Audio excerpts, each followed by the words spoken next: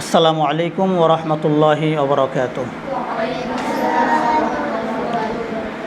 নাহমাদুহু ওয়া নুসাল্লি আলা রাসূলিহিল কারীম, আম্মা বা'দ।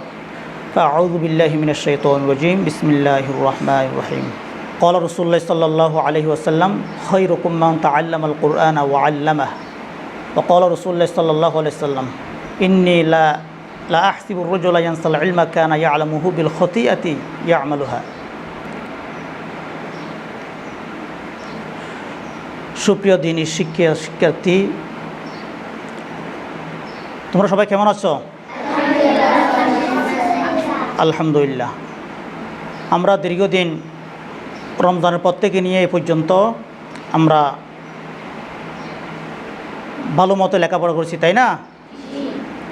আমরা এখন কুরবানি আসছে, এখন কুরবানি বন্ধ হবে, আমরা সবাই বাড়িতে যাব। এখন বাড়িতে আমরা কি করব? আমাদের করণীয় কি? আমরা মাদ্রাসার মধ্যে পড়ছি, এতদিন পর্যন্ত মাদ্রাসার মধ্যে খুব সুন্দরভাবে রুটিন মাফিক আমরা লেখাপড়া করছি, ঠিকমতো নামাজ দোয়া পড়ছি, আমাদের কথাবার্তা, আমাদের চলাফেরা, নামাজ দোয়া সব কিছু ঠিকঠাক থাকছে, তাই না? এখন বাড়িতে গেলে একটু এদিক সেদিক হবে। মাদ্রাসা বন্ধ হচ্ছে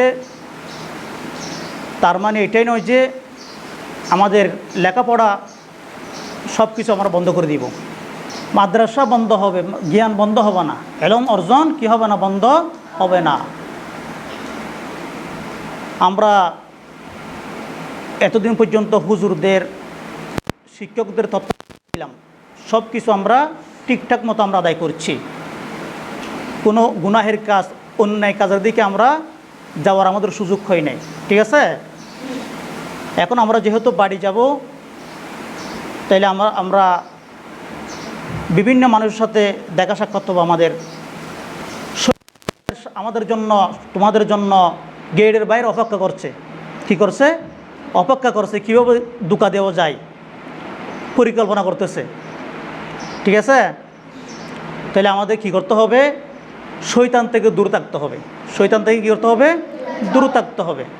শয়তানের যত ফাঁদ, যত ষড়যন্ত্র, যত ধোঁকাবাজি আছে, বুঝছো? তোমাদেরকে ধ্বংস করার জন্য সব পরিকল্পনা নিয়ে শয়তান বসে আছে এখন, ঠিক আছে? এই জন্য আমাদের শয়তান যেন আমরা দূরে থাকতে পারি, আমাদের চেষ্টা আমাদের করতে হবে, বুঝছো? তাহলে শয়তান থেকে আমরা কীভাবে রক্ষা পেতে পারি? এই জন্য আমাদের ইলম, এটা আমাদের চর্চা রাখতে হবে। আমাদের আমল, যে আমরা মাদ্রাসার মধ্যে যে আমল করছি, মাদ্রাসার মধ্যে যেভাবে আমরা চলাফেরা করছি, ঠিক সেভাবেই আমাদের ইলম, আমাদের আমল, রাসূল পাক সাল্লাল্লাহু আলাইহি ওয়াসাল্লামের সুন্নাত, আমাদের তেলাওয়াত, এগুলো চলমান রাখতে হবে। তাহলে শয়তান আর ধোঁকা দিতে পারবে না, শয়তান নিরাশ হয়ে যাবে, বুঝছো? তাহলে আমরা বাড়ি যাব, আমরা কি করব? মাশাআল্লাহ, আমরা প্রথমে কি করব? সালাম দিব। কি করব? মা বাবাকে সালাম দিব। কারণ সালাম দিলে অনেক লাভ আছে। সালাম দিলে প্রথমে লাভের মধ্যে আছে সওয়াব। কি আছে? সওয়াব। সালাম দিলে কি পায়? সওয়াব পায়। কি পায়? আসসালামু আলাইকুম বললে তাকে রাসূল পাক সাল্লাল্লাহু আলাইহি ওয়াসাল্লামের হাদিস, সে 10টি নেকি পায়। কয়টি নেকি? 10টি নেকি। আসসালামু আলাইকুম ওয়া রাহমাতুল্লাহ বলে আরও 10টি নেকি বেড়ে যায়। ওয়া বারাকাতুহু বললে আরও 10টি নেকি বেড়ে যায়। তাহলে সালামের মধ্যে কি আছে? সওয়াব আছে। কি আছে? আমরা যখন বাড়িতে গিয়ে মা বাবাকে যখন সালাম দিব, বুঝছো, তখন মা বাবা, দাদা দাদি, চাচা চাচি, ঠিক আছে, আত্মীয় স্বজন, বড় বড় ভাই, বড় বোন যারা আছে, সবাইকে যখন আমরা সালাম দিব, তখন তারা সবাই বুঝতে পারবে, হ্যাঁ, মাদ্রাসার ছাত্র আর স্কুলের ছাত্রের মধ্যে পার্থক্য তারা বুঝতে পারবে, বুঝছো? মাদ্রাসার ছাত্রদের আলাদা আদর্শ, ঠিক আছে? তখন তোমাদের প্রতি মহব্বত বেড়ে যাবে। তোমাদের প্রতি কি? মহব্বত বেড়ে যাবে। তাহলে সালাম দিলে মহব্বত বেড়ে যায়, ভালোবাসা বৃদ্ধি পায়, দোয়া পায়, গুনাহও ক্ষমা হয়ে যায়। গুনাহ কি হয়ে যায়? ক্ষমা হয়ে যায়। এবং সালাম দিলে ঈমান বেড়ে যায়। আফসুস সালামা বাইনাকুম, রাসূল পাক সাল্লাল্লাহু আলাইহি ওয়াসাল্লামের হাদিস। সালাম দিলে কি হয়? ঈমান বেড়ে যায়। সালাম দিলে নিরাপত্তা, মানুষ নিরাপদ থাকে, বুঝছো? আল্লাহ পাকের প্রতি বিশেষ রহমত, আসসালামু আলাইকুম ওয়া রাহমাতুল্লাহ বলি না, আল্লাহ পাকের প্রতি বিশেষ রহমত বর্ষিত হয়, ওয়াবারাকাতুহু বরকত নাজিল হয়, ওয়া মাগফিরাতুহু গুনাহ কমা হয়, গুনাহ কি হয়? কমা হয়ে যায়। তাছাড়া বর্তমান দেখুন সালাম দিলে সালামি পাই না, কি পাই? সালামি পাই। যারা সালাম দিন তারা সালামিও পাবে না। তাহলে আমাদের কি করতে হবে? বেশি বেশি কি করতে হবে? সালাম করতে হবে, সবাইকে সালাম করতে হবে। সালাম করলে মানুষের সম্মান করবে।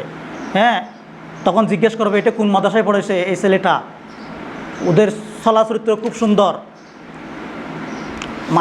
আমরা যখন বাড়িতে যাব তখন আমাদের অনেকে টুপি পাঞ্জাবি এটা ঠিক থাকবে না, আমাদের টুপি পাঞ্জাবি সবগুলো ঠিকঠাক থাকতে হবে। কেমন?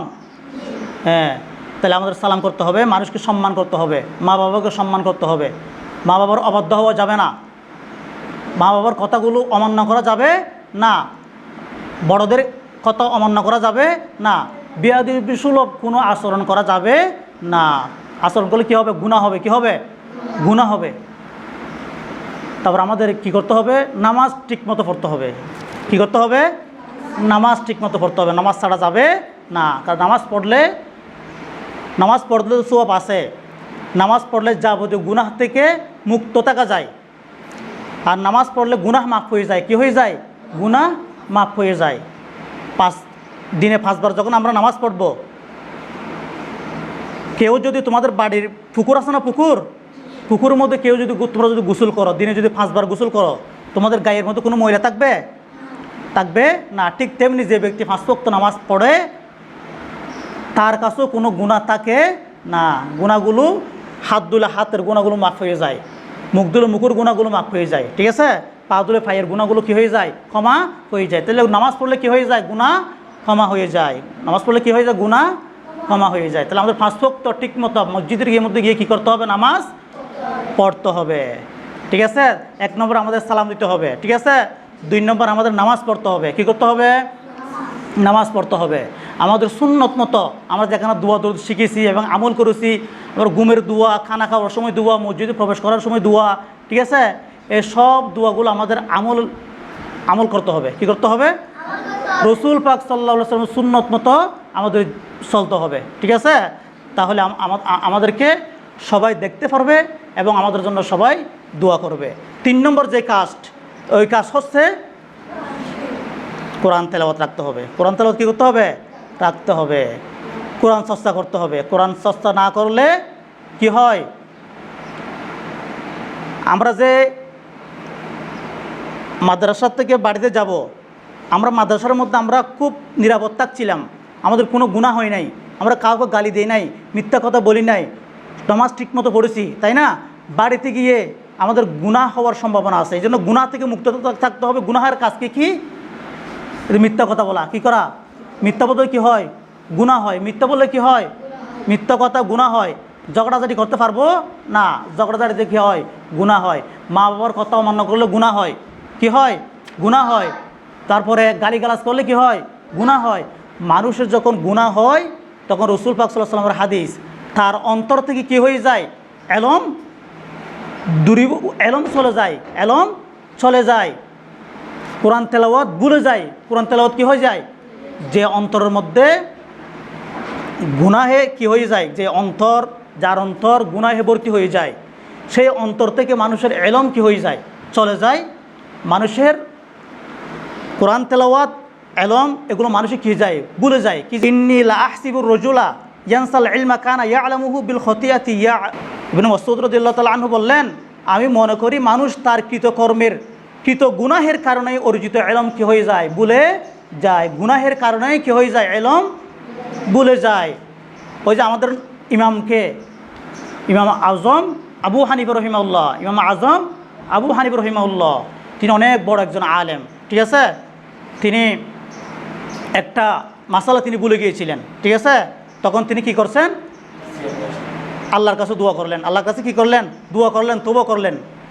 তওবা করার পর নামাজ পড়লেন। তওবা করার পরে গুনাহ ক্ষমা চাওয়ার পরে, বুঝছো, নামাজ পড়ার পরে তার কাছে আবার ওই যে ভুলে যাওয়া এলমটি, মাসালাটি আবার তার কাছে তার স্মরণ হলো, ইয়াদ হয়ে গেল। ইমাম আজম আবু হানিফা রহিমাহুল্লাহ বললেন, আল্লাহ পাক আমার তওবা, আমার গুনাহ ক্ষমা করেছেন। আমার গুনাহ কি করেছেন? ক্ষমা করেছেন। এই জন্য আমার ভুলে যাওয়া ইলমটি আবার কি হয়েছে? স্মরণ হয়েছে। আমার ভুলে যাওয়া ইলমটি আবার কি হয়েছে? স্মরণ হয়েছে।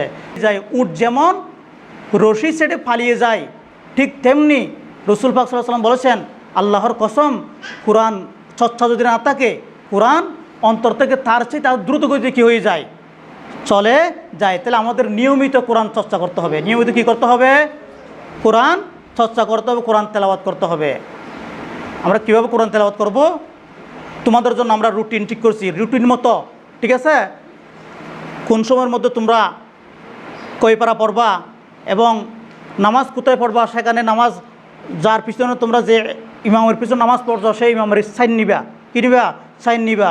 এবং কোন টাইমে তুমি পড়ছো, কতটুকু পড়ছো, কয় পৃষ্ঠা পড়ছো, সবগুলো তোমরা রুটিনের মধ্যে তোমরা তুলে ফেলবা, ঠিক আছে? সুন্দর করে তোমরা, তোমাদের জন্য সহজ হয়, আমরা তোমাদের জন্য রুটিন তৈরি করছি, ঠিক আছে? তোমরা যারা দাওর করতেছ, দাওর কারা কারা করতেছ হাত তুলে দেখি। হ্যাঁ, তোমরা যারা দাওর করতেছ তোমাদের প্রত্যেকেরই প্রতিদিন 5 পারা করেও তেলাওয়াত করতে হবে। কয় পারা? বলো, কয় পারা? 5 পারা। জোর বলতে হবে, কয় পারা? 5 পারা তেলাওয়াত করতে হবে প্রত্যেক দিন। সকালে আবার মাগরিবের পরে, সকালে কিছুক্ষণ পড়বা, মাগরিবের পরে কিছুক্ষণ পড়বা। জুহুর সময় নামাজ পড়তে গেলে সেখানে মসজিদের মধ্যে কিছুক্ষণ পড়বা। ঘরের মধ্যে যদি পড়ার কোনো পরিবেশ না থাকে, ঠিক আছে, মসজিদের মধ্যে চলে যাবা। মসজিদের মধ্যে গিয়ে ওখানে একেবারে নিরাপদ এক মনোযোগ দিয়ে তোমরা 1 ঘন্টা 1.5 ঘন্টা পড়লে 2 পারা 3 পারা হয়ে যায়, ঠিক আছে? তারপর সকালে কিছুক্ষণ পড়লা, বিকালে কিছুক্ষণ, মাগরিবের পর তো কোথায় যাবো না, মাগরিবের পর পড়বা। তাইলে দিনে 5 পারা, এটা কোনো ব্যাপার না, ঠিক আছে? প্রত্যেক দিন 5 পারা করে পড়তে হবে। যারা হেফজ করতেছ তোমাদের কয় পারা করে? প্রত্যেক দিন 3 পারা করে পড়তে হবে। কয় পারা? 3 পারা করে পড়তে হবে। আর যারা নাজারা পড়তেছ, তোমরা যতটুকু নাজারা পড়ছো ততটুকু প্রত্যেক দিন একবার শেষ করতে হবে। একবার কী করতে হবে? শেষ করতে হবে। তাহলে প্রত্যেক দিন আমরা সারাদিন পড়তে হবে না, ঠিক আছে? মনোযোগ দিয়ে 1 ঘন্টা 2 ঘন্টা পড়লে তাহলে আমাদের যে আমরা রুটিন মাফিক যে আমরা লেখাপড়া মাদ্রাসার মধ্যে করছিলাম, তাহলে আমরা আমাদের নিয়মটা আমাদের ঘরের মধ্যে ঠিকমতো চলবে এবং ঘর থেকে মাদ্রাসায় আসলে আমাদের আর কোনো কী হবে না, কোনো টেনশন, কোনো প্যারেশান লাগবে না। কারণ আমরা নিয়মিত আমরা ঘরের মধ্যে চর্চা করছি, ঠিক আছে? শয়তানও আমাদেরকে কোনো ধোঁকা দিতে পারবে না, ঠিক আছে? তাহলে আমাদের আর কোনো সমস্যা হবে না। তাহলে এলম বন্ধ করা যাবে না। এলম চর্চা, কোরআন তেলাওয়াত চর্চা আমাদের কী করা যাবে না? বন্ধ করা যাবে না। আমাদের কিছুক্ষণ না কিছুক্ষণ আমাদের ঘরের মধ্যে আমাদের বেশি বেশি কী করতে হবে? তেলাওয়াত করতে হবে। আল্লাহ পাক আমাদেরকে তেলাওয়াত বেশি বেশি, রসুল পাক সাল্লাল্লাহু আলাইহি ওয়াসাল্লামের সুন্নত মতো এবং নিয়মিত নামাজ এবং রসুল পাক সাল্লাল্লাহু আলাইহি ওয়াসাল্লামের সুন্নতের অনুসরণ করে চলার তৌফিক দান করুন। সবাই বলেন আমিন।